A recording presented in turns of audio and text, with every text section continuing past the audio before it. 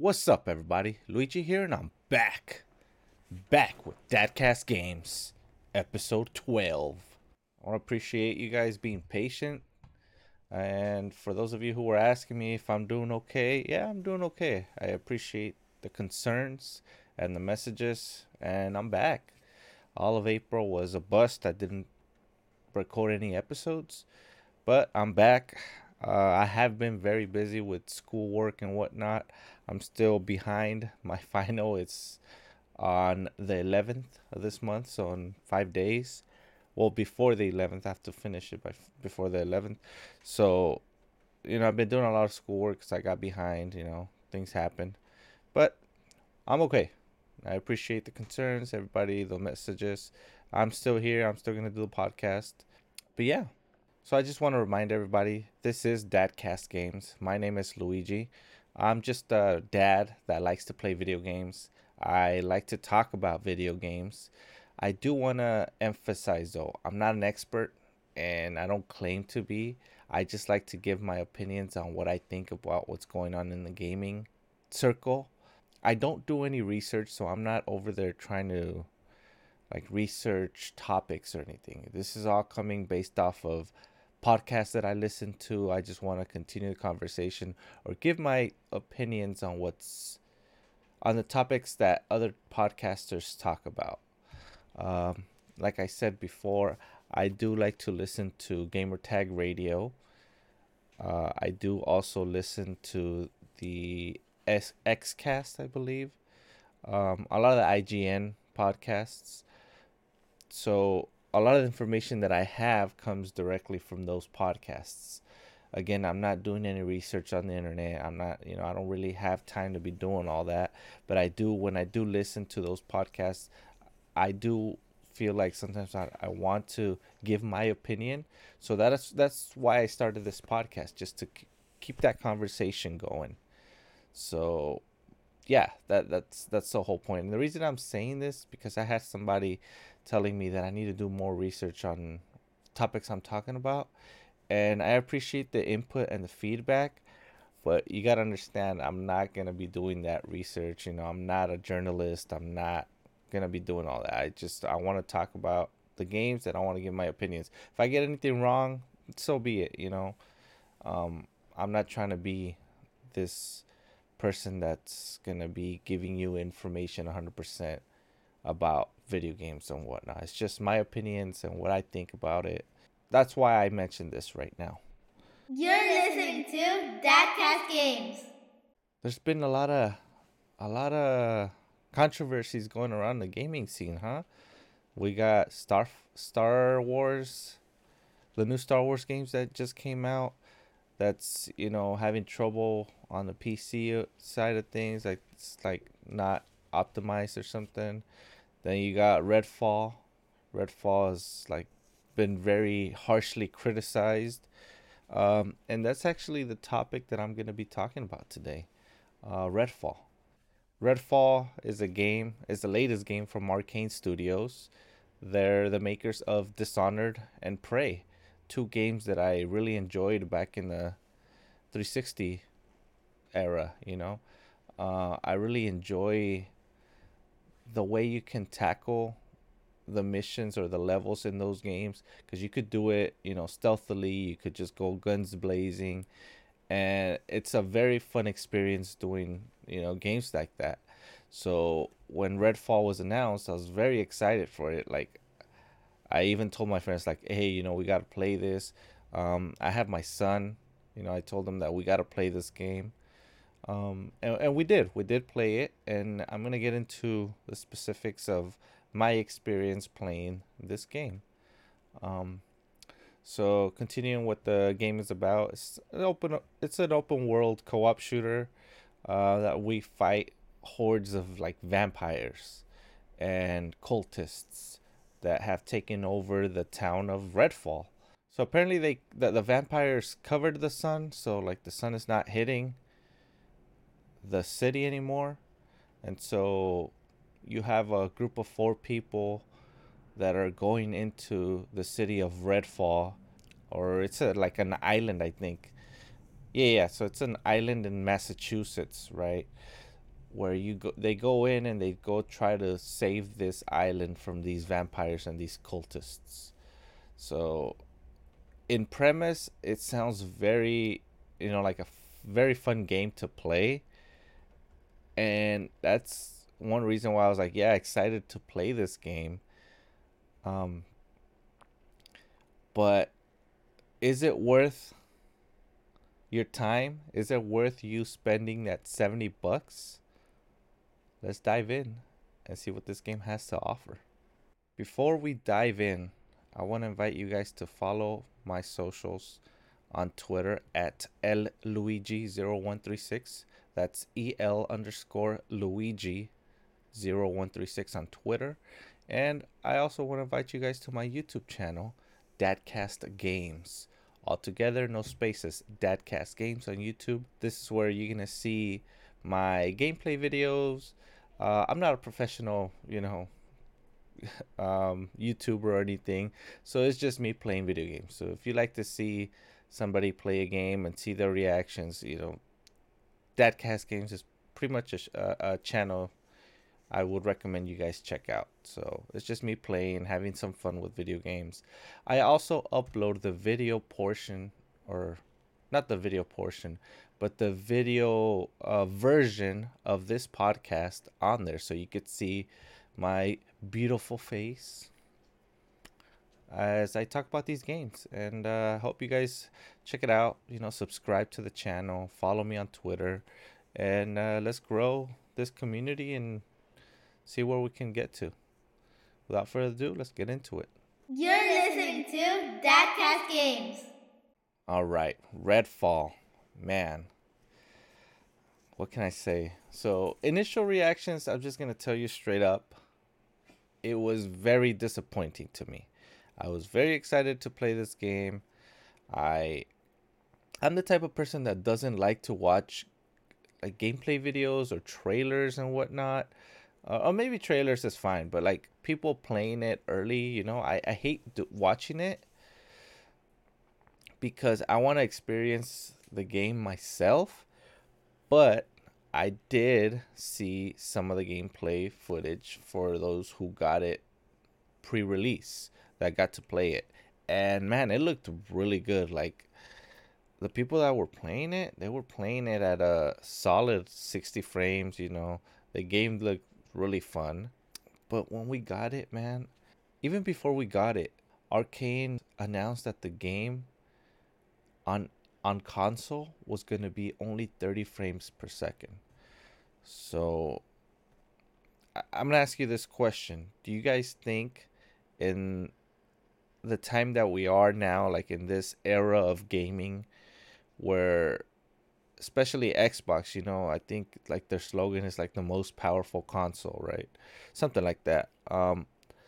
They're claiming to have the most powerful console, but the console's only able to run these new experiences, these new games at 30 frames per second. Like, are we expecting these consoles to really run at 60 frames every single time? I have two opinions on that. And my first one is, if you're a casual gamer, and in my opinion, anybody who owns video game consoles and plays video games on a console like a PlayStation or an Xbox or Nintendo, they're casual gamers, right?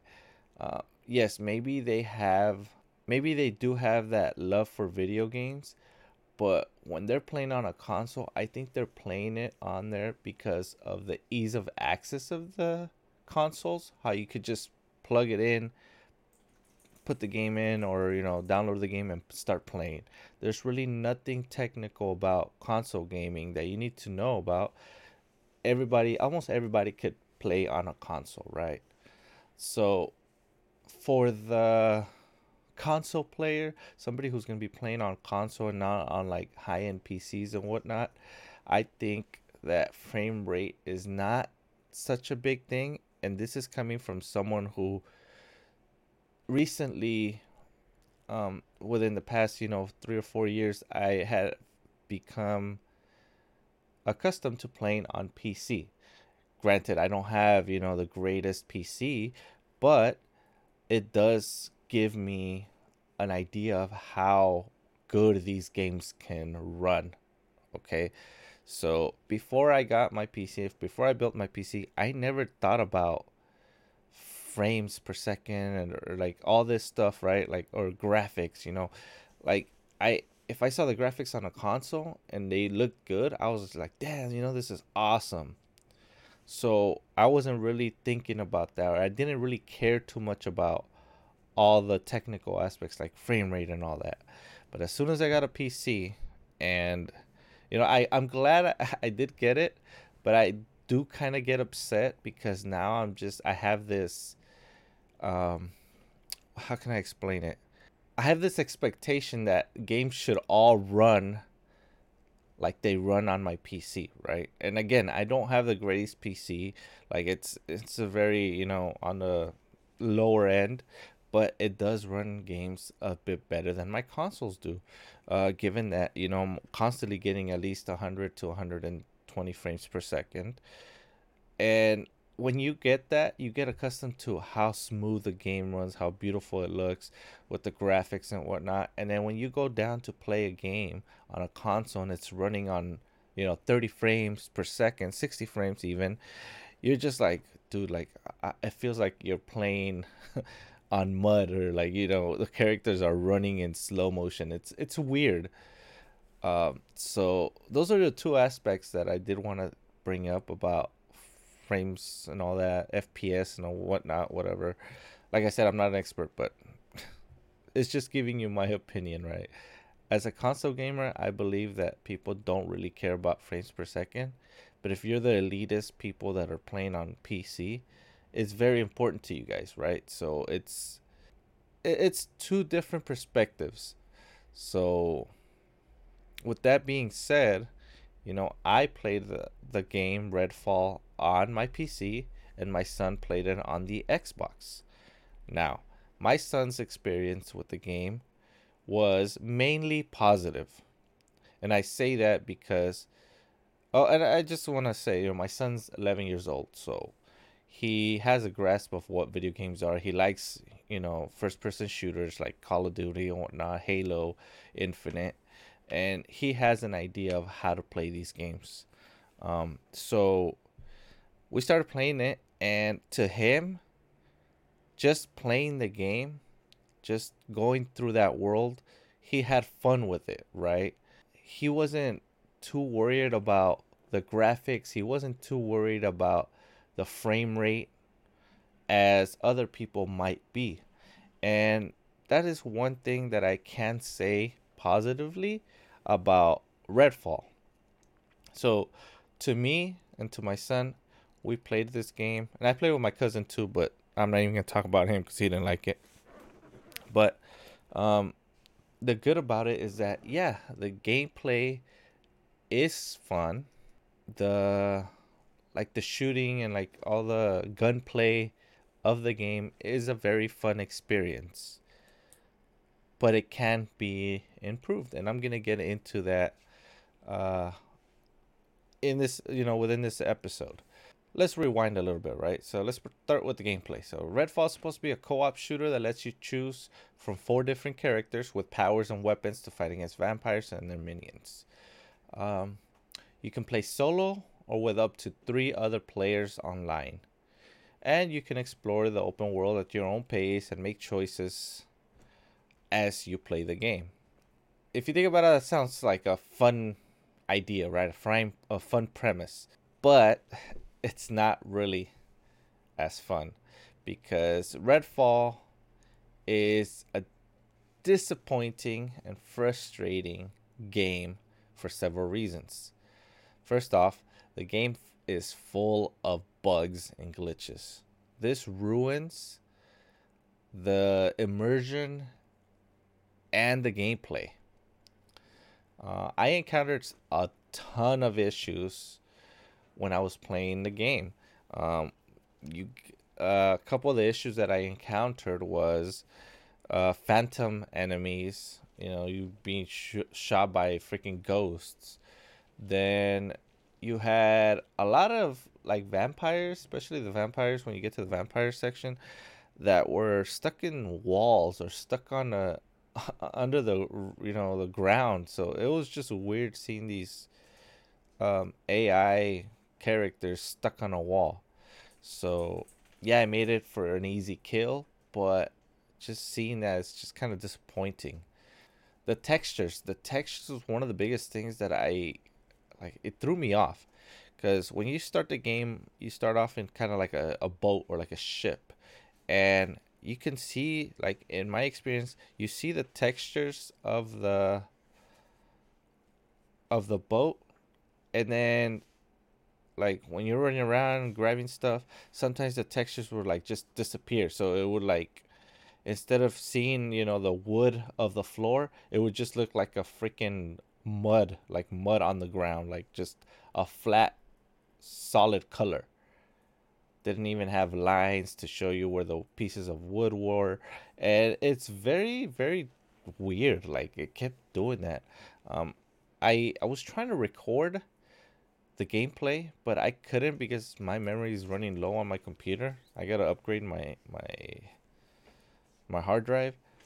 But I did get a little bit. If I get a chance, I'll probably upload it. But it's so glitchy. Like you can see how glitchy it is. I'm probably gonna put it for the video version of this podcast. So if you guys want to check that out, it'll be on YouTube at Dadcast Games. It had a lot of freaking crashes. So like I said, I played it with my son and I played it with my cousin.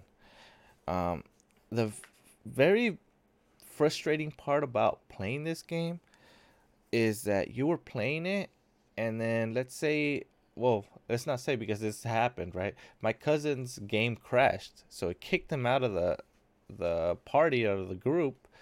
And since I was the host, my son and we could keep playing. And what was so weird to me is that my cousin couldn't just, like, I couldn't send him an invite and he could just join our campaign that we were all in. We had to literally, all three of us, log out or get out of the freaking campaign, go back to the main menu, invite everybody, join the same lobby, and then restart the game. And that's very frustrating because of how many times the game freaking crashed on us. Like it was so frustrating how many times it crashed on us. And that's not even the worst part. The worst part is that since we did have to get out, um, and then log back into the world or whatever that we were in, sometimes the progression would not save. So like, at least to me, I never really pinpointed where the checkpoints were. So there was a point in the game where we got to a certain section. Well, I'll just say it, right. We got to the fire station. The game crashed on my cousin. We all backed out, joined back in, and it put us back before we got to the fire station. So we had to do everything that led up to the fire station over again. And at the beginning it was like, okay, whatever, this is cool. The game's kind of fun. But then after 2, 3, 4, 5 crashes, you're just like, dude, come on. I can't believe this happened again. And you got to keep doing that section over and over and over again. It's just frustrating, dude. Very frustrating. Um, just all those bugs and glitches are just, they ruin the gameplay very much. As far as game crashing on the Xbox Series X, because that's where my son was playing it, he didn't experience any crashes at all. Me on the PC side, I did experience just one crash, and that was actually when I was playing by myself. And then my cousin, he's playing that on a PC also, or a laptop. Um, I think he has like a 3060 graphics card or something. I don't know what specs he has, but it's not a cheapy computer, laptop, or whatever. It's a pretty, decent laptop to run this game. But his was the one that was crashing the most. But yeah, it just seems that the game was unfinished and untested, or as if it was rushed out to meet the deadline of the release date. Next, the enemy AI and the variety is very lacking. Like the AI enemies seem dumb. They seem stupid. Like you could literally just run around circles and kill them. And granted, we were playing on the highest difficulty that the game let us, which was I think like midnight or something. So, because there's one level above that, but it's locked. I assume that that will get unlocked as soon as you beat the campaign the first time. But I don't know who in the right mind would want to go back and play the game after finish it one time. But yeah, the AI is very stupid. The enemies too, the variety of enemies, they all seem to be the same. They all seem to do the same patterns. And this is something coming from Arcane Studios. Like Arcane really has this knack for making the AI smart, like making it so you have to actually work to be able to take care of the enemy AI. But in this game, it's just like they didn't even put a freaking brain into it. Like the AI is dumb. Like I don't know. That's the best I could describe it. The AI is freaking dumb, and you could just take them out easily. You don't really have to put in too much work into it. They're easy to kill. They're predictable, and this makes a lot of the combat very boring and repetitive. Um, I don't know. They need to make the enemies more challenging, more diverse, maybe different behaviors, different patterns, maybe some more abilities, maybe add some weaknesses, maybe some will be stronger to like, I don't know, like assault rifles, and then some of them will be stronger with against shotguns, shotgun ammo. But no, like they're all weak to the same thing. There's no weaknesses or strengths to anything. So I think that's something that would be awesome to see in a future patch, to where maybe this enemy you can kill it easier with a shotgun. So if you're trying to like shoot them from far away with a sniper or like a pistol, it's not gonna do as much damage as if you're up close with a shotgun. So that's something that maybe they want to think about, because that's what I found myself doing a lot. Like, and the reason why I kept doing it, because it worked for me, right? So I would just get the pistol. If I was far away, I would just like shoot him from far away, and these enemies were just dying because they would run towards you.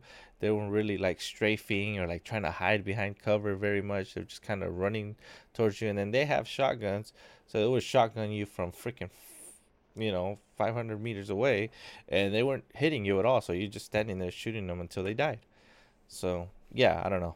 Maybe add some like weaknesses or newer abilities to the enemies. Um, and then, like I said, just maybe more enemy types. Maybe different factions of vampires and cultists. Um, and maybe more boss fights. Like I found myself, we were going into like, this is kind of cool, right? There's houses around the city or whatever, and you can get into, you could break into them, right? Sometimes you have to have a lockpick, or sometimes you could just climb up to the roof of the house and like jump in through the top. That's cool. But I found a lot of times when we did that, some of those houses were just empty. There was nothing in there. Maybe you'll find some ammo. Maybe you'll find some like med kits or guns. But there's no enemies. There's no vampires. Nothing, right? And it's just kind of boring. Like maybe in those houses add like a secret freaking boss fight that you get in the basement of the house or something. Like that would be freaking awesome, right? But it doesn't have that. So I don't know, maybe add more bosses. And then the RPG and loot systems are very lacking. They're underwhelming, and sometimes it seems like they're unnecessary. So the game does have a lot of like loot drops, weapons that drop that you can pick up, but they don't really add anything to the gameplay or the progression. Like at the beginning, I thought, okay, let's search everywhere, try to get everything. At first, you're like, yeah, I got a shotgun here, a sniper there, but it really doesn't matter because a lot of these guns, they all do the same thing. They don't really add anything to the experience of the game. And one of the biggest things is when you defeat like a vampire boss, they drop a specific weapon, but it just seems like it has a different skin on the weapon. It's nothing special or different than the ones that you find out in the wild, right? So like the very first boss that we killed, we got like this blue shotgun that like was glowing and looked freaking awesome. And I thought that that gun was gonna be like, oh, it's a little bit more powerful against, a vampire boss. But no, it's the same shotgun, the same power that the regular shotgun that doesn't have that nice, cool blue color to it, right?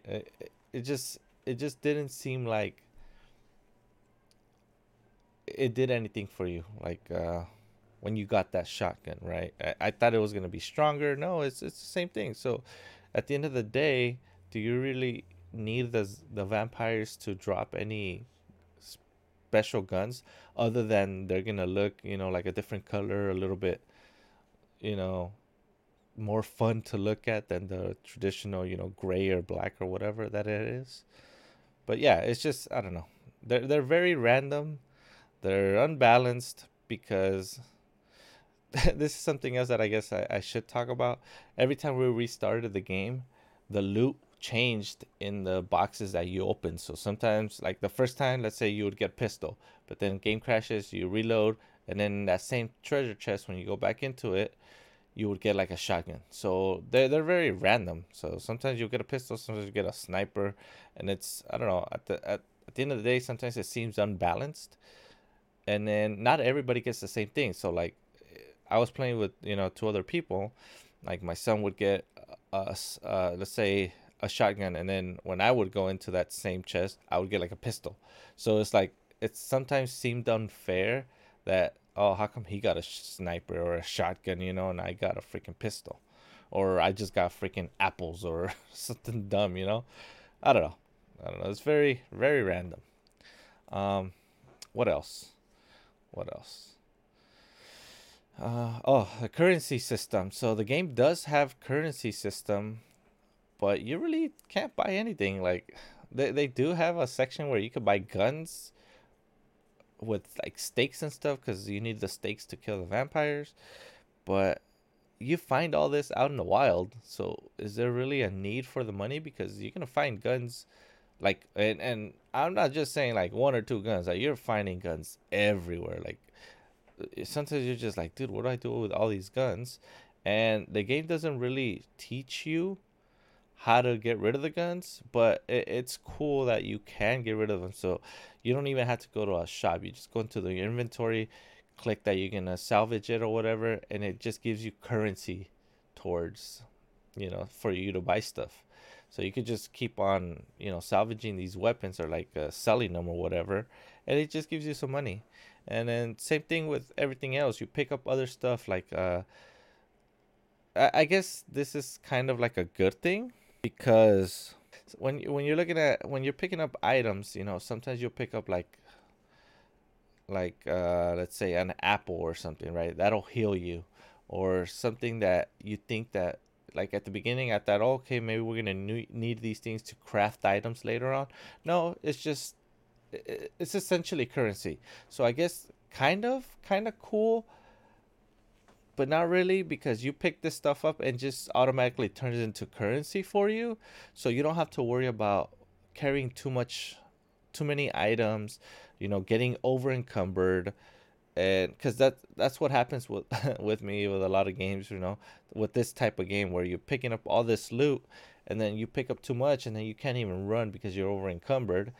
You don't run into that issue with this game because a lot of the things that you pick up, they just automatically turn into currency. So um, there's no need to really be maintaining your inventory, right? Because you have too much of this or too much of that, because it automatically turns into money. Um, so I don't know. You could take it one of two ways, right? It's good because you don't have to worry about getting over uncovered, or it's bad because just things that you're picking up is not really adding anything to the game. Um, But I don't know. Uh, they gotta make the RPG and loot systems a little bit more meaningful and rewarding. Maybe a little bit more customization options, more perks, more mods. I'm sure the cosmetics are gonna come in the near future. So like, add a little bit more cosmetics to that. But that's really all I can say right now. Like that's I don't know. There's a lot of things that they need to work on. Okay, so I'm gonna talk about a little bit about the characters. So Mexican, and I'm proud to be Mexican, right? So when I looked at the characters, I was just like, okay, I'm gonna pick this character because of the representation. So like to me, representation is very important. Like I'm very proud to see a Hispanic or Latina or Latino in a video game, and I always try to choose that person just because of my heritage, my Mexican heritage. I like to hear the Spanish speaking in these video games, and it's amazing. So I ended up picking Remy, right? She's like this tech geek that has a robot with her, and she speaks Spanish, right? Oh, and every character, there's four different characters. Every character has their own abilities. Okay, so I know I say that I don't really do research, but just for the sake of this, small mini review that I have about Redfall, I'm gonna go through each character's names and their abilities. So you got Jacob Boyer. This is the dead eye with an undead eye. So this is like the character that they showed on like the preview events and all that. Then you got Dev Krausley. This is the verified cryptid hunter. Then you got Remy de la Rosa. That's the one I picked. The ingenious ingeniera, right? Engineer. And then you got Layla Ellison, the telekinetic threat in student debt. So these are the characteristics that these characters have, right? What they have. The abilities for Jacob, his powers are a raven. So you could get your raven to fly forward, and they mark enemies. If you hold a button, it scans for enemies near you. If stay on his arm and it'll scan the enemies. Then he also has a cloak. So this activates Jacob's stolen bellwether cloak to hide from enemies. Attacking will deactivate the cloak and allow enemies to see Jacob again. So I'm gonna read it directly from the website, right? And then he also has his superpower, which is Heartstopper. Summon a ghostly rifle. Use the sights to lock onto enemies, and then fire to deal heavy damage. So those are three powers that he has. Then you got Dev Krausley. He has Arc Javelin. Throw a javelin into enemy surfaces to create a lightning hazard that will zap nearby enemies. He also has Translocate. Toss out a translocation beacon you can teleport to by pressing the corresponding button a second time. Allies can use the translocate terminal you leave behind to follow you. And then his superpower, Backlight. Use Devinder's heavily modified camera rig to create a powerful burst of ultraviolet light that petrifies vampires and staggers human enemies. So those are three powers this dude has. Then you got Remy de la Rosa. She has C4 charge. Toss an explosive device that sticks to targets and surfaces. Once armed, press a button to detonate. Then you got Siren. You command your robot, Bribonto, that's the name of the robot, to distract nearby enemies, making himself a target and absorbing damage. And then you got the superpower, Mobilize. It creates a rallying point where you and your allies are healed over time. And then the last but not least, you got Layla Ellison. Layla has Lift. Summon a psychic lift that launches you into the air. Then you got Umbrella. Summon a psychic umbrella to block enemy and friendly projectiles. Press the corresponding button to release a psychic blast that damages enemies. And then you got the superpower, Vampire Ex-Boyfriend.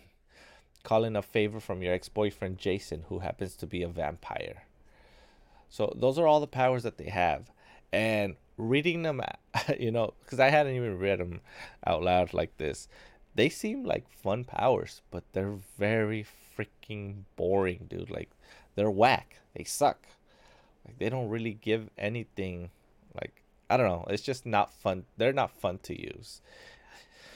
So they really have to. Um, I don't know. Make those powers a little bit more fun to use. I mean, I guess just to wrap up this part of the podcast, or this part of the episode, the graphics are freaking outdated. Like they seem outdated. I wanna compare them to like the graphics of what is that game called? Sea of Thieves, Dead by Daylight, Fortnite. Where it's just like the graphics aren't supposed to look the greatest, but for a game that's a AAA title coming from the Xbox Studios, Arcane Studios, Bethesda, uh, you would expect it to be a little bit better, and they don't. They just look outdated, and I didn't like that. You're listening to Dadcast Games. All right, so I think I talked a lot about this game. I really didn't give it a lot of good points, and for good reason. There's not very many good points about this game. To me, to my son, the gunplay is pretty fun, but it doesn't outweigh all the negative things that this game has, with all the bugs, all the crashes, how the AI is freaking dumb. Um, it's just very unfinished.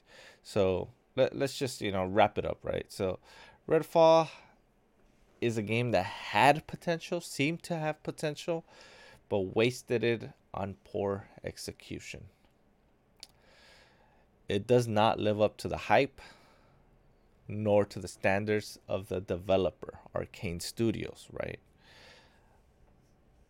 A studio who previously made freaking awesome games like Prey and Dishonored, right? Dishonored 2 which were freaking good games, right?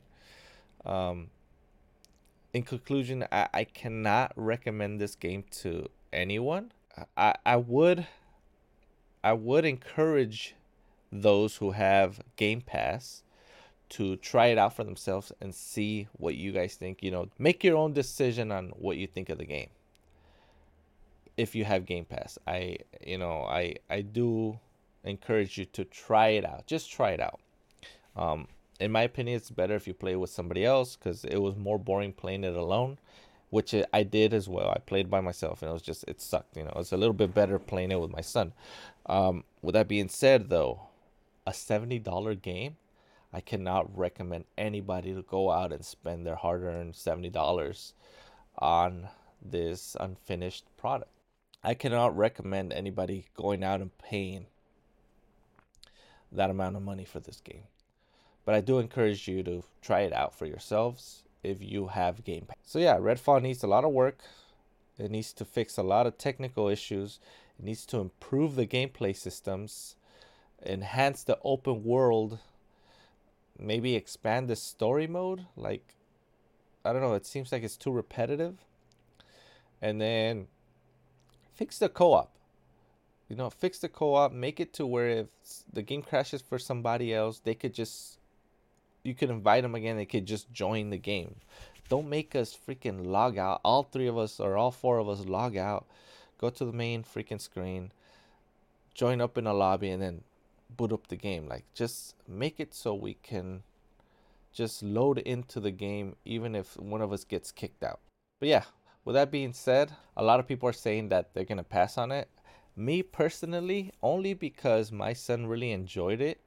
And again, he's someone that doesn't really care about frame rate. He doesn't care about how glitchy sometimes the game looks. In fact, he thinks that it's kind of funny when the freaking like monsters are stuck in a wall and stuff, because it gives them an easy kill. So I'm gonna keep playing it with him just because he has fun with it. But if my son wasn't a factor in my decision about this game, I would not play it. It's very bad. They really have to fix it. And it comes down to what I've been saying in other episodes. It's like, can we really give these developers, these companies making video games, a pass just because they can send out patches later on to make the game good? in my opinion, no. I don't think that these companies, and again, I don't want to sound like that, negative Nancy or that asshole, person, but I do understand that these developers want to make the best game possible, but it seems like companies like the uppers, the higher ups want to justify it by, okay, it's not finished yet, it's fine, just release it, who cares, we'll take the hit on the reviews at the beginning, but then fix it, like it seems like these higher ups are like, well, who cares if it comes out buggy right now, because you guys can fix it, right? So the developers are like, yeah, we can fix it, but it's not ready right now, right? This is, again, this is hypothetical, this is what I think goes on, right? But it's above my pay grade, so I don't know what really goes on. But it just seems like the higher ups are like, you know what, it's fine. Release the game right now. We'll take the hit on the reviews early on, but as long as you guys can fix it, we'll get better reviews down the road. And it seems like that's what these companies are doing nowadays, just because they have the power to send out a patch and make the game better. They're just like, who cares if it sucks at launch. And I don't know. If that is the case, I feel like they got to change that strategy, because you want to give that best first impression. In my opinion, it's just the first impressions are great. If the game sucks, I'm probably not going to come back to it 6 months down the road. That's exactly what happened to me with Cyberpunk. Cyberpunk, I bought the game. It was freaking terrible because I played it on the Xbox, and I haven't gone back to it. And I know that, the developers fixed the game and now it's freaking amazing or whatever. Like, I've heard a lot of good things about it, but I still haven't gone back to it, even though I know that the game is now good. And so, like, I don't think this model of like, oh, we'll fix it later really works, because a lot of people don't go back to it. They have other games that they want to play, or the other games that they're gonna play, spend their money on. So yeah, it's just, I don't know. It's just bad overall. Just bring out a freaking game and make sure it's correct. You're listening to Dadcast Games. One thing I do want to bring up, and it's because I keep hearing it from this guy named Paris Lilly. This guy's very freaking famous now because he gives his honest opinions all the time. He's freaking brutally honest all the time. And I like that. I like that on a person, right? But he keeps bringing up this thing that these companies need to be transparent. They need to be honest. Give us a timeline. So I don't remember what episode I was listening to, but it was on Gamertag Radio. Check them out. It's also a podcast. He was saying that these companies need to give us a roadmap, or like give us dates and stuff. And I want to disagree with him. And here's why. Paris, I know you're not going to listen to this, but let's just pretend you are. I disagree with that, because when they give us these dates or these roadmaps that, hey, we can have these games, that gives the gamers, us, the people, this idea that, okay, that game's going to come out that date and it's going to be finished and it's going to be great, right? But what ends up happening is just, I think, in my opinion, it ends up backfiring on them, because now we're expecting this game to release on that date that they said, right? So when it gets delayed, right, we're just like, what the hell, And then let's say after the delay, they're like, oh, we got to delay it again, right? Then we're just like, oh, hell no, like, this company is just playing games now, right? So I think they should just tell us, hey, this is what's coming up. Do not give us any dates. Just get us hyped for the game. I think that's more, what's the word I'm looking for? I don't know. It's better for us just getting hyped for the game, rather than being like, oh, the game's gonna be releasing this day, and then getting disappointed because it's not ready or whatever, right? So Paris, I disagree on the whole being transparent, or not being transparent, but giving us dates, right? I don't agree with them having to give us dates. Do not give us any dates. Just tell us that, hey, this game's coming up, and be ready for it. Get hyped for it, right? And then make the game, finish it up. polish it, and make sure you cook it enough so when it comes out, it doesn't have all these bugs. I guess one good thing about PlayStation, so like PlayStation and Nintendo, right? They tell us, okay, this game's gonna come out, and they just hype us up for it. They're not telling us, hey, it's gonna come out this specific date, and that's good because that just gets us hyped up. And then when the game does finally come out, right, it's polished. You know, Sony Studios have been doing very good. You know, got God of War. What's that other one? The Forbidden West. What's it called? I don't even know. I haven't even played my PlayStation in a long time.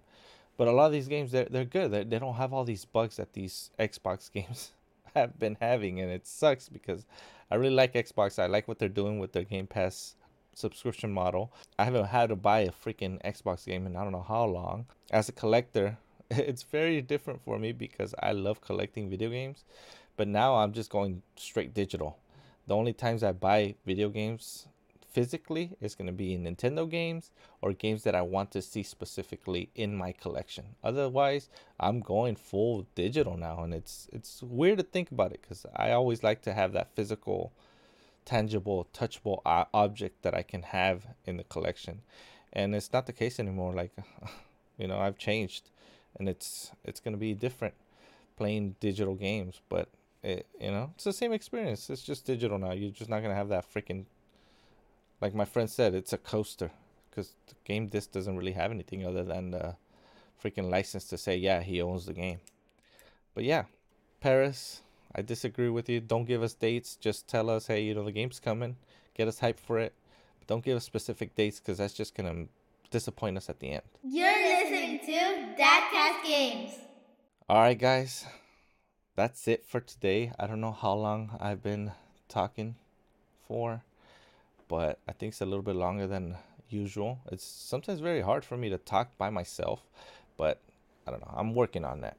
But yeah, guys, I want to thank you guys for listening to today's episode of Dadcast Games, episode 12. I want to thank you for listening. Hope you enjoyed it. What do you think of Redfall? Have you played it?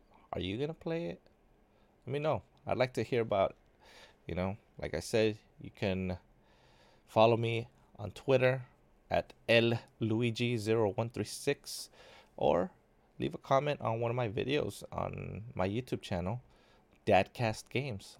All together, no spaces. Dadcast Games at YouTube. Are you planning to play it?